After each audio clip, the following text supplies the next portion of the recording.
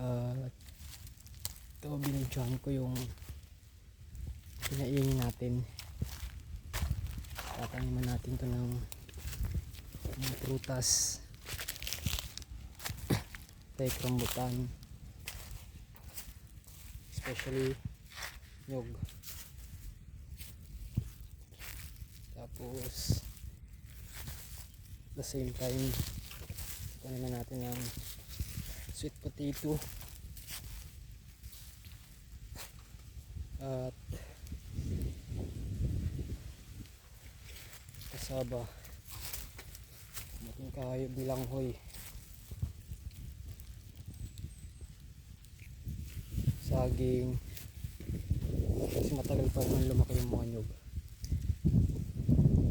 So saging muna, tapos mga kamote, gulay. Yan, binidyohan ko to para pag lumaki na yung mga tinaitanim natin, pag naitanim ko, meron akong babalikan. So yan, medyo mahirap yung daan. Almost 2 weeks to pinabas ko, simula dun punta dun hanggang dun. Hindi ko na inubos lahat kasi masyado nang malawak. Susunod ko na lang yung iba. Kailangan kasing makatanim ako ngayong September ng nyog.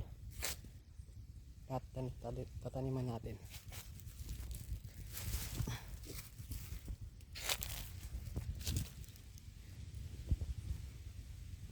Maganda yung view dito. Nasa pinakatuktok, kita yung dagat.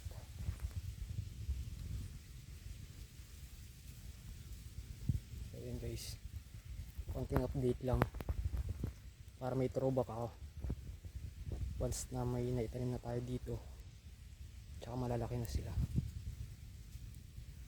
Yun lang. Peace. 2 ups, 2 down.